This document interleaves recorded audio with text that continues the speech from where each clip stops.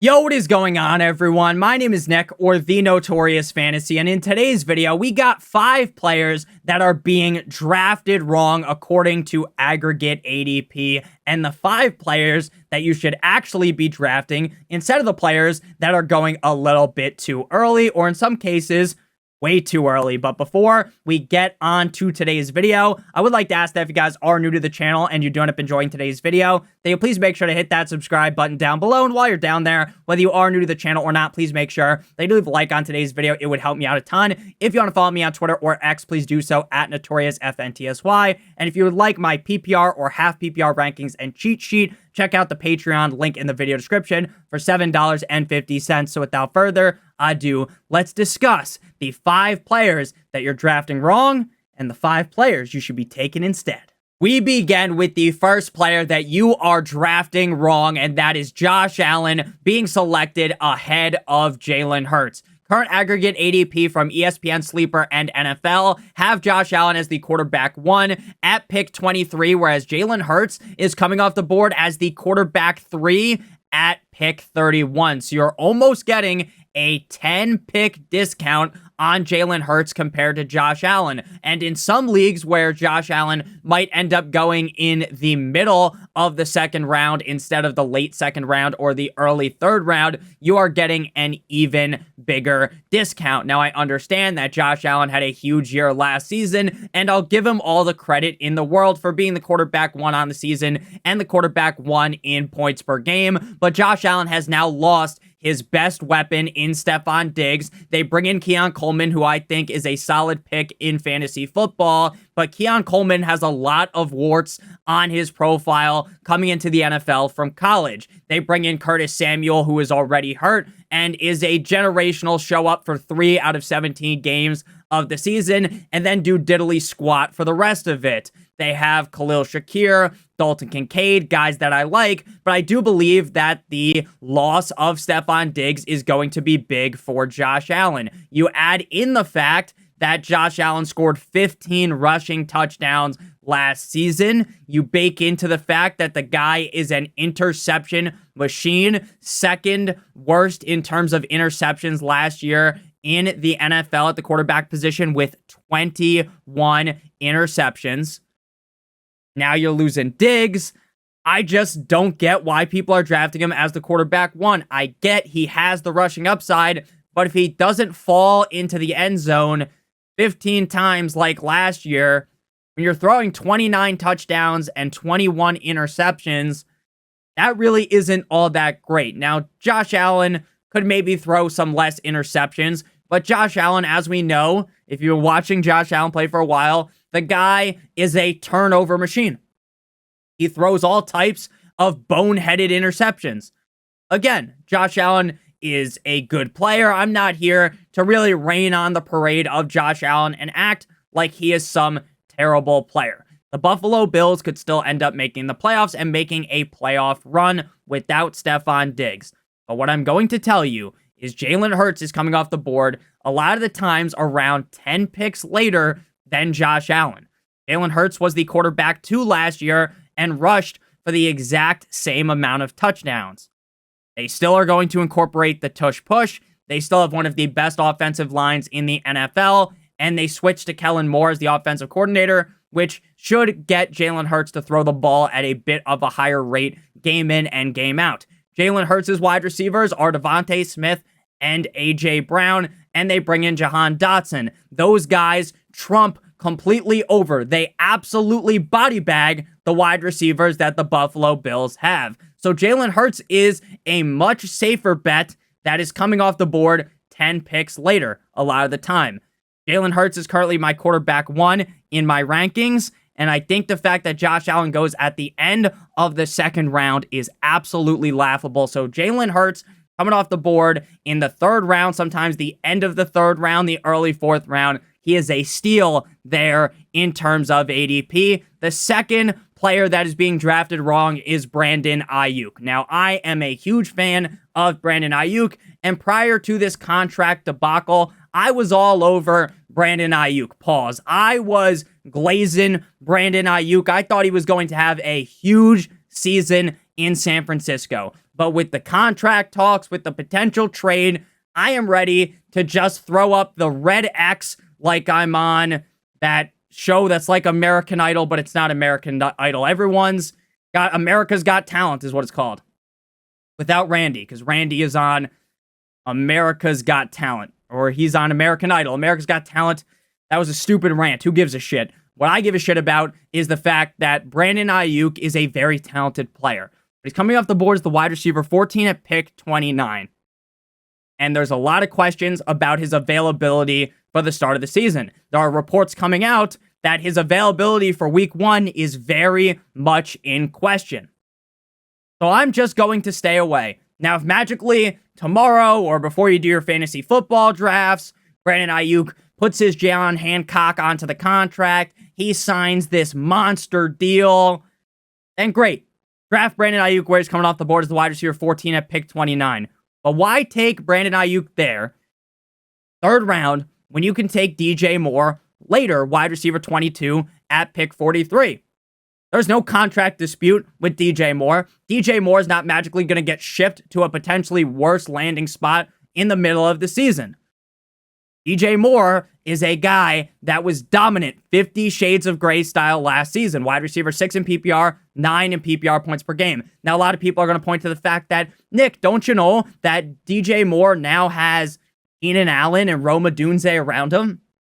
That's a lot more competition compared to Darnell, here comes the Mooney, and Tyler Scott, and Amon-Ra St. Brown's brother, Equimenius St. Brown around him. I fully get it. But DJ Moore was stuffing defenses into lockers with Tyson Bagent and Justin Fields under center, and Caleb Williams is so much better than those quarterbacks. DJ Moore was a guy that put up big numbers. Like I said, 136 targets, 93 receptions, 1,364 receiving yards, 9 touchdowns. He was 4th in dominator rating and 8th in contested catch percentage. I get that there's added target competition this year, but if Brandon Aiyuk stays in San Francisco, he is in an offense with McCaffrey, one of the best, if not the best, the undisputed number 1 pass-catching running back in the NFL, the best all-around running back in the NFL. They've got George Kittle. They've got Deebo Samuel. So Brandon Aiyuk is more than likely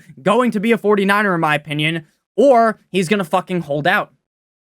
And if he's a 49er, then you know what? He is in an offense that is loaded to the gills, just like the Bears. Except for DJ Moore is the clear number 1 wide receiver on his team. I think him and Caleb Williams are going to build an amazing connection. I think DJ Moore has top 12 upside. And while I am a huge fan of Brandon Aiyuk, he ranked 3rd in yards per route run last year, 2nd in yards per target, 2nd in yards per reception, 9th in true catch rate, where he's coming off the board right now in the 3rd round is absolutely ludicrous, like the actor in the Fast and Furious movies. So I frankly just cannot pay that high of a price for Brandon Aiyuk when I know I can wait 10 plus picks later to select DJ Moore, who I honestly think is a better wide receiver. And I know what's happening with DJ Moore. He's going to be the number 1 receiver on the Bears. Whereas Brandon Aiyuk might not even fucking play a snap this season. Now, I think that's the least likely scenario,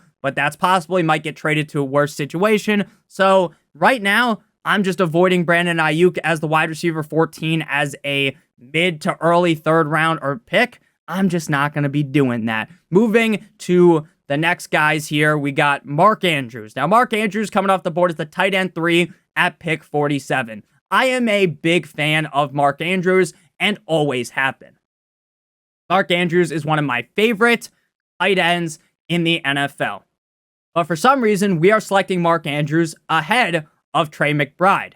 Aggregate ADP for McBride, tight end 4. Andrews is tight end 3. And they go 1 pick from each other. But I have noticed in a lot of drafts, Andrews could go closer to the range of the Kelsey, the Laporta, and then McBride goes a little bit later. McBride is one of my favorite middle round targets in fantasy football drafts this season due to what we saw at the end of last season. Trey McBride wasn't the starting tight end on the Arizona Cardinals to start off the season, but once Ertz got hurt, then Trey McBride got jolted into the starting position. And from weeks 10 on, with Kyler Murray back, Trey McBride was putting up very solid performances while also being very consistent. He had 3 games down the stretch of the season with 20 or more PPR points. And that was with a version of Kyler Murray that wasn't even all himself,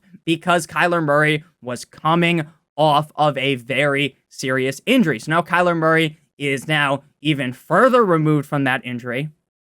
Now they bring in Maserati Marvin Harrison, who's going to be another target for Kyler that is going to make it a lot easier for Trey McBride to succeed. It's going to make the Arizona Cardinals be a team that is able to put up more points game in and game out because of how great Marvin Harrison Jr. is.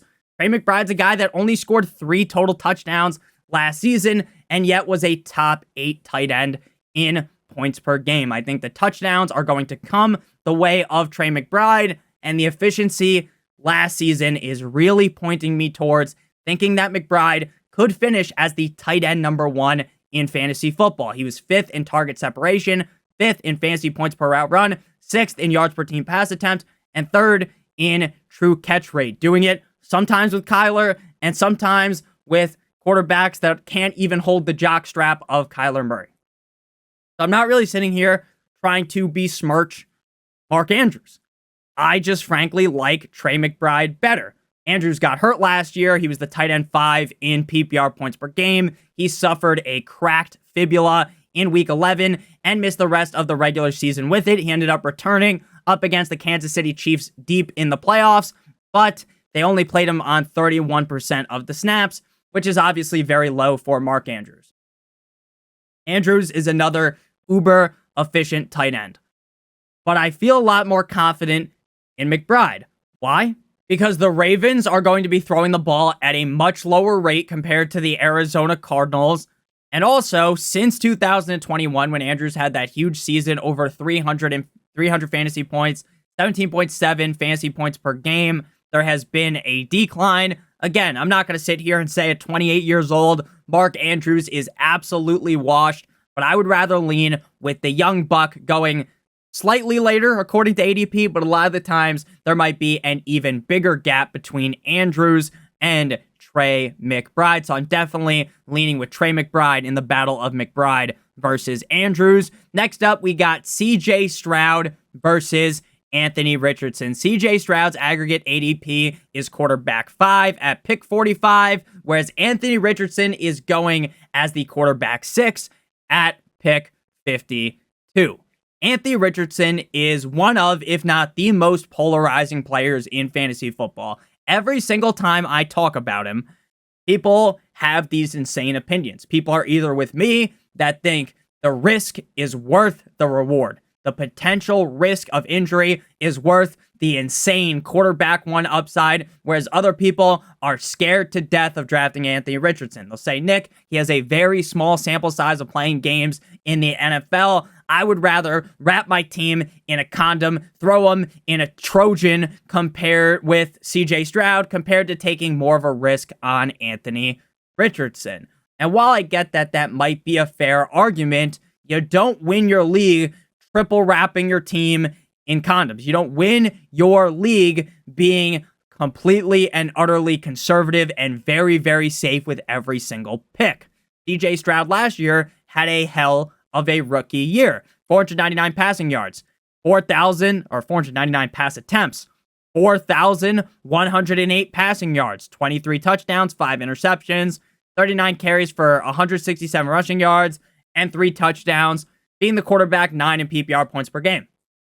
Compared to where you drafted him, CJ Stroud was an absolute menace. He was a must-start quarterback every single week. But what we have known to be true in fantasy football is while you can put up all these great stats, if you're not throwing a crazy amount of touchdowns, if you're not throwing 4,500 plus yards, it's not really going to take you over the top. Anthony Richardson is going to be able to jump over the top ropes and fucking RKO CJ Stroud by his rushing upside. The rushing upside just means so much in fantasy. He played 4 games last year with 4 starts, missed one game with a concussion in the middle of that, and then missed the rest of the season after sustaining an AC sprain in week 5 up against the Titans, a game that he got hurt relatively early in, which hurts his per game statistics. He was a top 4 quarterback in 2 of those 4 games. Again, one of them where he got whacked out Soprano style super early. So basically, in 2 of 3 games, he was a top 4 quarterback in his rookie year. Now, I get both of these guys are sophomore quarterbacks, but I'm going to lean with the guy that was averaging a rushing touchdown per game. He threw 3 total touchdowns, and he had 4 rushing touchdowns in 4 games. Again, 1 where he was knocked out relatively early. Do I think that CJ Stroud is a better quarterback than Anthony Richardson? 100%. As a Dolphins fan, if they said, you know what, Tua's gone, you got to pick between CJ Stroud and Anthony Richardson, I would be giving the Gawk 9000 special metaphorically to CJ Stroud over Anthony Richardson because I think CJ Stroud is the better quarterback. But being the best player doesn't always mean that you're the best fantasy football asset. I get the addition of Stephon Diggs is going to help Stroud. I get Stroud's going to make that second-year leap, right? But why not take the guy who can be the quarterback 1 at a much easier... There's a much easier path for Richardson being the quarterback 1 compared to CJ Stroud. Again, if any of you want to be safe, be as safe as possible. Don't be silly, wrap your willy. Draft CJ Stroud. But I'm going to take the upside swing on Anthony Richardson. Anthony Richardson hits like I think he could. He could be the sole reason why you win your fantasy league. Before we talk about the final player that is being drafted wrong and the other players should be drafting over them, I would like to give you guys a quick word from our friends and our sponsor over at Underdog Fantasy. If you don't know what Underdog Fantasy is, they're the best place to play best ball fantasy football in the whole entire universe. If you're new to Underdog Fantasy and click on the link in the video description or use promo code Notorious, you'll receive a free special pick of, for week 1, Lamar Jackson higher than half of a passing yard. And you will also receive bonus cash of up to $1,000 with a minimum deposit of $10. If you don't know what best ball is, it's the best part about fantasy football, and that's it. There's no waivers, no trades, no in-season management. It's the draft, and that's it. Underdog's main contest, Best Ball Mania 5, $25 to enter, $1.5 million to first place. If you guys want to get drafted, maybe you've done your home league drafts, or maybe you're just in one league and you want to soar your wings out and fly and do some more drafts, check out Underdog Fantasy, link in the video description, or use promo code Notorious. Back on into things here, the final players to discuss. It's Zeke versus his teammate Rico Dowdle. Now, I do love me some Ezekiel Elliott because I think that even as the running back 36, where Dowdle's the running back 46, I can see why you might like Zeke. But since Zeke goes at pick 110 and Dowdle's going at pick 165, I'm going to end up with a whole lot more Rico Dowdle. Ezekiel Elliott, people love to shit on this guy and say he's completely washed. He didn't look so washed to me as the Patriots running back, but he's definitely not old Zeke, right? He's not the Zeke that was dominating defenses. He's not the Zeke that had a crop top with his fucking gut hanging out of his, like, over his pants. He had a fucking fupa out there running for a gazillion yards. And I love Zeke. I do. But what I'll tell you is Zeke ain't that guy anymore. You're not that guy, pal. Trust me. And Rico Dowdle is the much younger back. It's basically a 2-horse race here. Zeke versus Rico Dowdle to be the number 1 back on the team. Now, I think if you're like, Nick, I want the most amount of points in week 1, then you should draft Zeke. Because I think in week 1, Zeke will be the guy. But eventually, I think that the cards are going to fall the way of Rico Dowdle, the much younger back. Now, if you look at Rico Dowdle's stats, there's nothing really too special about them. He did rank last year 9th in yards created per touch, 18th in juke rate, and 23rd in yards per touch, but he only had 89 carries for 361 yards, 22 targets, 17 receptions, 144 receiving yards, and 4 total touchdowns. But I think if the team pushes the way of Rico Dowdle has league-winning upside as essentially a completely free pick at pick 165. Now, again, I see the path towards Zeke just being the guy because Mike McCarthy is an absolute fucking bozo who will just roll with Zeke for some reason. But I really do think that Dowdle has just so much more upside because he's so much younger. He's so much of a better player than Zeke. And a lot of what I've heard out of camp, a lot of just the footage that I've seen, Zeke is running like Fat Albert. Zeke is running out there like he weighs 800 pounds. He's on my 600-pound life. And Rico Dowdle is out there impressing. The beat reporters are basically beating the dude off. And the coaches are talking positively about him. Whereas when they talk about Zeke, they're like, yeah, Zeke's here. You know, we got Zeke, baby. Whereas when you hear the coaches talk about Dowdle, it's like, oh, we got Dowdle. We love Dowdle. This, that, and the other thing. They're really talking him up. Whereas with Zeke, they're kind of just like, oh, we got Zeke back again.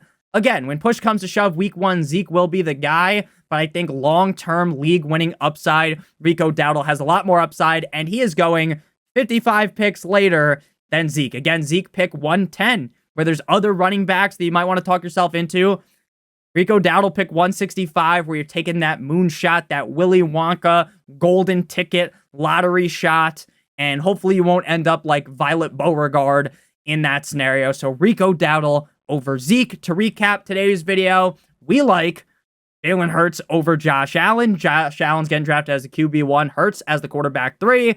I like Wiki DJ Moore as the wide receiver 22. Shout out to Swift, his teammate, DeAndre. Brandon Aiyuk, wide receiver 14 off the board.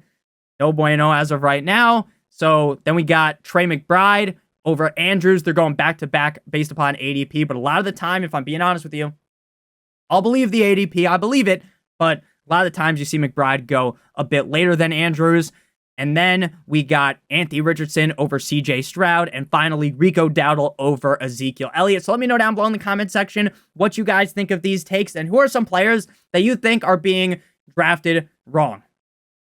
You think that one player should be drafted way ahead of another player, and it's flip-flop. So let me know down below in the comment section. Check out one of the videos on your screen if you haven't seen them already. I love you guys all so much. I hope you guys all have a great rest of your guys' day. We'll be back later tonight if you're watching today on the 28th of August. We'll be live tonight doing some underdog fantasy drafts. So I love you guys all so much. Hope you have a great rest of your guys' day. And as always, good boy.